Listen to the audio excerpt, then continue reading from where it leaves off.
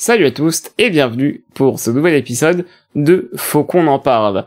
Ça fait super longtemps qu'on n'a pas fait de ces épisodes, Grushkov. Là, il va falloir qu'on rattrape un petit détail dont on n'avait pas vraiment parlé jusqu'ici. C'est Star Wars Outlook, fit Guillemot. Ah, le petit Yves. Oui, parce qu'on a eu très récemment des nouvelles de ce jeu édité par Ubisoft, développé par Massive Entertainment, hein, c'est ça ? Oui. Et du coup, on a eu quelques nouvelles et on va vous en parler dans ce nouvel épisode de Faut qu'on en parle. Grushkov, tu es beaucoup mieux renseigné que moi puisque moi, je vais finalement découvrir les choses en même temps que nos éditoristes. Alors, oui, mais déjà, il y a quelques trucs à savoir, mais en vrai, il y a pas eu énormément de réponses encore. D'accord. Pour le... Et ça a été dévoilé dans quoi ? C'est quoi ? C'était un communiqué de presse ? En fait, il y a eu un panel à la Comic-Con de San Diego qui a eu lieu la semaine dernière. D'accord, ouais. Et donc, il y a eu ça, plus quelques interviews. Et du coup, de ça, on a pu retirer quelques informations. Évidemment, un des points centraux, évidemment, comme tout le monde l'attendait, l'un des points centraux de la discussion, pour le coup, là, c'était Tatooine, évidemment. Ah, purée. On l'a évité pendant 2 jeux avec les Jedi. Mais là, maintenant qu'on retourne dans Crime and Villainy, Scum et tous ces trucs jolis, bah évidemment, on va faire un tour au palais de Jabba. Jabba le forestier. Le forestier. Ça a d'ailleurs été accompagné de quelques screenshots du gameplay sur Tatooine avec le palais de Jabba de l'extérieur, un peu de Tatooine en speeder, un sandcrawler dans le sable. Dans une caverne dans le sable, et Jabba le forestier lui-même sur son trône, qui n'est pas un trône, juste un gros bloc de marbre. Enfin, vous connaissez. C'est toujours aussi joli à voir, évidemment, mais bon, c'est Tatooine quand même. Par rapport à Tatooine, ça a été confirmé du coup, au moins la zone palais de Jabba, Mos Eisley, pas Espa, donc les films originaux, et évidemment, comme je disais sur notre Discord, la cantina, parce que sinon, si on pouvait pas y aller, ce serait pas un vrai jeu Star Wars, tu vois. Alors, pour ceux qui ne sont pas sur notre serveur Discord, déjà venez, mais aussi, petite blague, parce que lorsque ça a été su qu'on allait retourner sur Tatooine dans Star Wars Outlaws, j'étais à la base genre un peu saucé. Je me suis dit ah bah c'est cool, on va pouvoir aller voir Mos Espa, on va pouvoir aller voir Mos Pelego, enfin il y aura peut-être des choses à faire quoi. Au final tu m'as répondu aussitôt ouais tu paries ça va juste être genre la cantina et voilà, et au final tu avais raison Grushka. oui j'avais complètement raison, j'avais pas vu à ce moment-là les infos, mais c'était exactement ça. Et du coup ils ont aussi introduit par rapport à ça donc évidemment, via Jabba, en fait, un petit système de choix et d'alliance, et de comment ce côté un peu Red Dead, ce côté un peu GTA du monde ouvert fonctionne. Par exemple, tu peux choisir d'aider ou de détruire, pas détruire, pas du tout. Qu'est-ce que je raconte ? De betray. Comment on dit betray en anglais ? Trahir. De trahir, pas détruire. de trahir Jabba. Et en fait, à chaque fois que tes actions plaisent, enfin surtout déplaisent, à chaque fois que tes actions déplaisent un des syndicats, en gros ton niveau de wanted augmente et il t'envoie des bounty hunters à ta poursuite de plus en plus, et du coup on peut imaginer, alors je sais pas si ça c'est confirmé ou si c'est de la conjecture de la part des personnes qui y étaient, mais que en gros par exemple Jabba peut t'envoyer Boba Fett à tes trousses, et les autres syndicats peuvent aussi avoir un personnage un peu iconique comme ça qui vient pour te chasser parce que tu leur as fait trop de bêtises. Justement par rapport à ces syndicats, ça a été confirmé que ça se passe donc entre l'Empire contre-attaque et le Retour du Jedi, à une époque qui est très développée en comics par rapport aux Bounty Hunters, et on sait que à cette époque-là, c'est un gros chaos, notamment avec notre chère Kira du film Solo, qui est à la tête de Crimson Dawn et qui met un gros coup de pied dans la fourmilière à ce moment-là, et du coup c'est le chaos, donc ils sont un peu échauffés, hein, les différents syndicats. On sait qu'il y aura les Pikes, il y aura évidemment donc le syndicat Hut, Crimson Dawn probablement, et il y a aussi, je sais pas si vous connaissez Sarcoplank, c'est un personnage. Pardon? De background de Star Wars épisode 7 qui avait droit à sa figurine, même s'il était juste une demi-seconde à l'écran.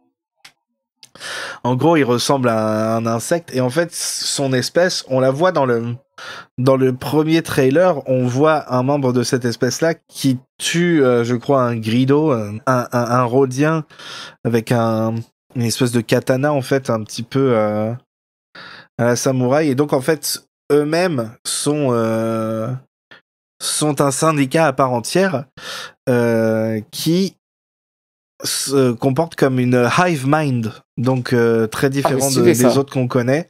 Donc c'est bien, ils ont tous l'air d'avoir leur propre identité, les syndicats, donc c'est bien.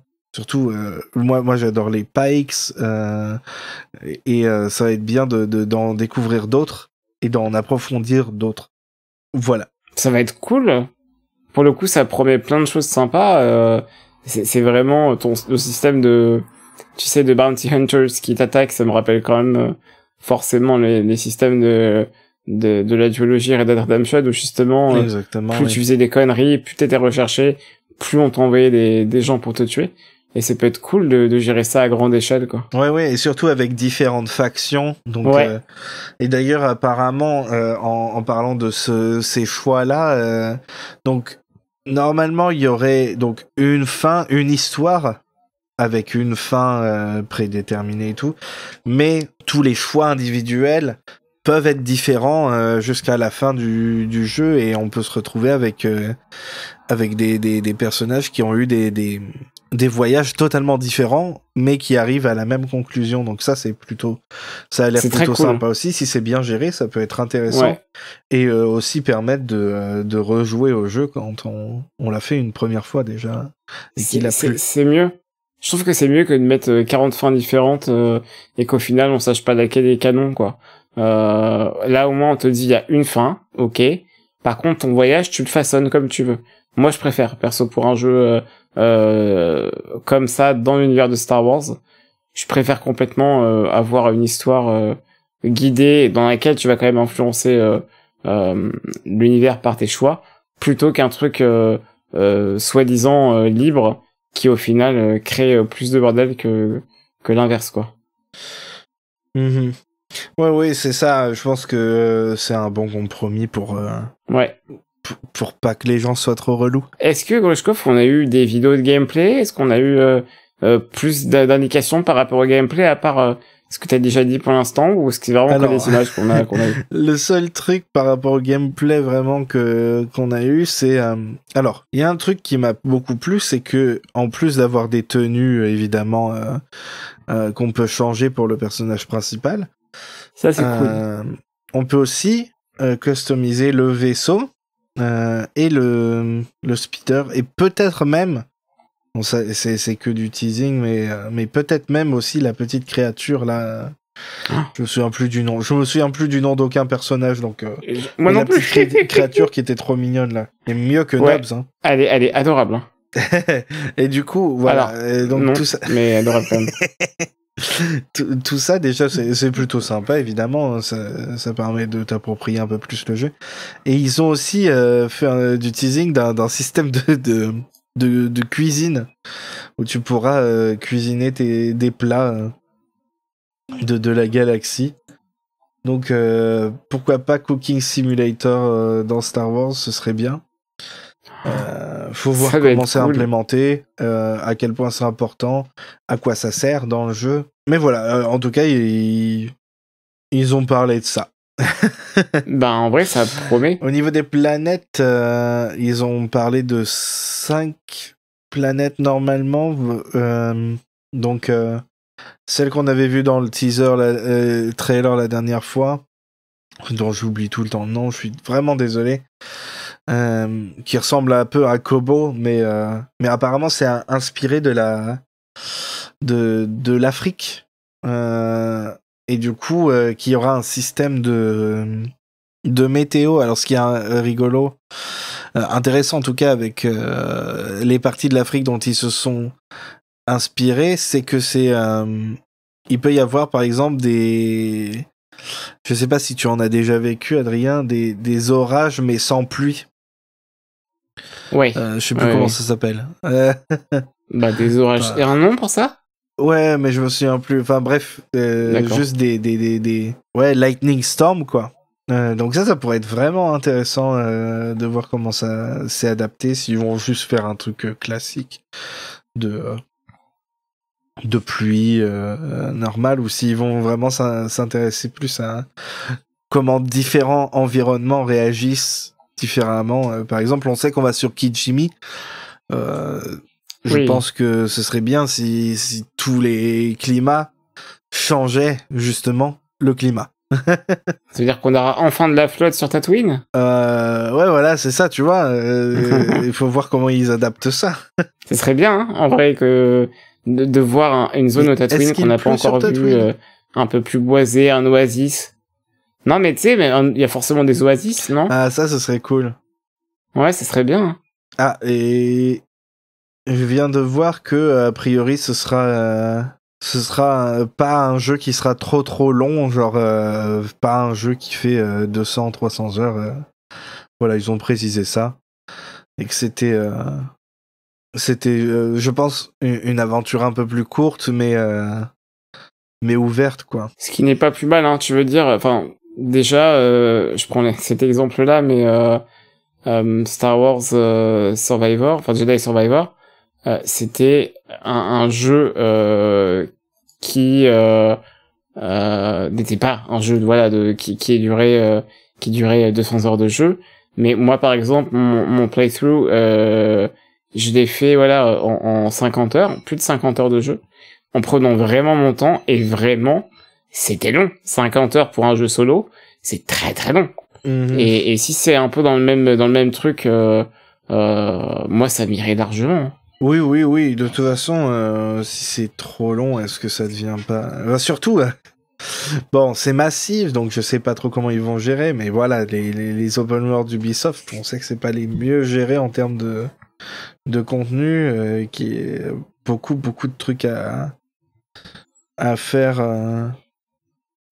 mais qui sont pas forcément très intéressants. Donc, s'ils se forcent pas à faire des trucs, juste du contenu juste pour faire du contenu, le jeu sera quand même assez long, mais sans l'être trop. Ouais, complètement. Non, mais on verra bien, hein, sincèrement. Moi, la durée de vie du jeu, c'est pas ce qui me fait le plus peur, personnellement.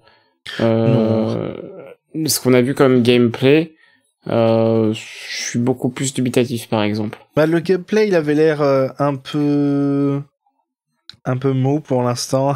Enfin, je sais pas. Bah ouais, hein. Mais faudra voir, parce que c'est pour ça que je suis pas trop... Par exemple, je suis pas très saucé.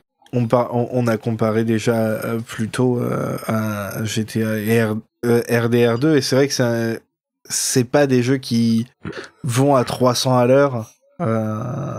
Ils ont vraiment leur propre rythme auquel il faut s'adapter. Et une fois que t'es dedans, c'est intense à sa manière. Et peut-être que ça va être le cas là. Mais c'est vrai que c'est pas vraiment ce qu'on attendrait d'un jeu Star Wars, parce que Star Wars, justement, ça va à 300 à l'heure. Donc, ouais, mais je sais pas. À la rigueur, pourquoi pas, mais tu vois, même les gunfights de Red Dead, ils sont quand même bien bourrins, tu vois.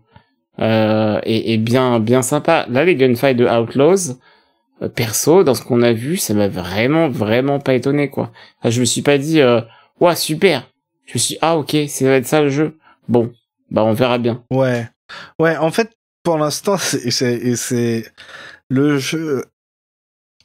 ça a l'air sympa, mais je sais pas si ce sera intéressant en fait. Ça a l'air sympa. Ça sera sûrement une bonne expérience Star Wars. Est-ce que ce sera aussi cool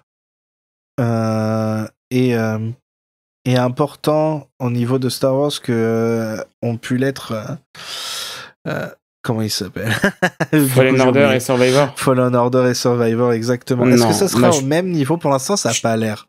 Je te le préchote, non, bien sûr que non. Mais en même temps, j'étais pas hypé du tout pour Fallen Order et c'est pour ça qu'il faut leur laisser leur chance.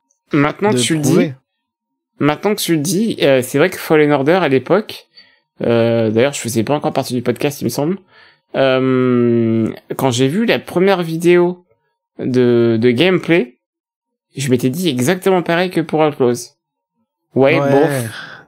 Tu vois. Et en fait, manette en main, quand je me suis rendu compte que c'était un peu un Sekiro-like et que le combat était vraiment, vraiment bien, tout de suite, ah ouais, en fait, c'est vraiment, vraiment, vraiment très, très bien.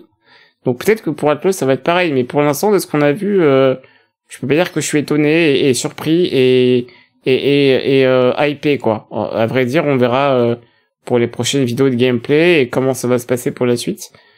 Mais vraiment, ouais, pour l'instant, malheureusement, même si les persos ont l'air d'être vraiment tous bien, et vraiment tout ce qu'on a vu, j'adore, que ce soit leur design ou même leur background, tout, ça a l'air d'être vraiment cool. Bah, à part ça... Je suis pas fan du personnage principal pour l'instant, mais on verra. C'était pareil pour Fallen Order. Et puis, oui, c'est vrai. Finalement, après 2 jeux, c'est sûrement le meilleur Jedi qui a jamais existé, quoi. C'est vrai, putain. Allez, on fait un épisode rapide là sur Survivor. C'est bon, on l'a déjà fait. Encore. Let's go. Mais oui, du coup, effectivement, c'est plein de choses qui peuvent être sympas. Mais faudra voir si au final dans le jeu ça rend aussi bien que sur le papier, quoi. Ouais. Mais on demande qu'à avoir tort, hein, sur ce qu'on pense du jeu pour l'instant. Je suis plus ouvert d'esprit que à l'époque de Fallen Order. Vous voyez, c'était une leçon. J'espère qu'ils ne vont pas me faire regretter la leçon que j'ai apprise. Ça t'a fait grandir en tant que personne. Et oui, est-ce que au final, c'est pas le jeu vidéo de la maturité finalement? Ah, peut-être.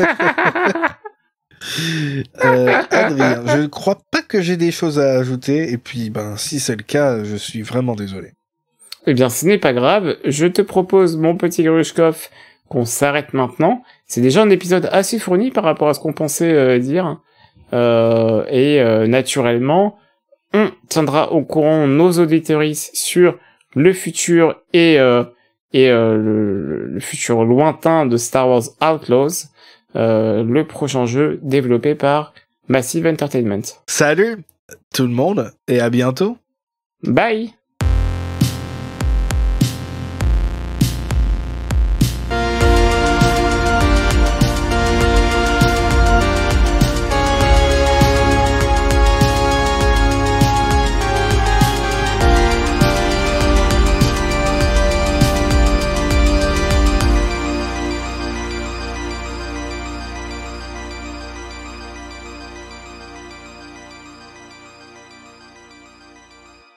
Oui, bisous. Je sais pas comment follow up. Dis juste salut et à bientôt, tu vois. Salut, à bientôt, tu vois.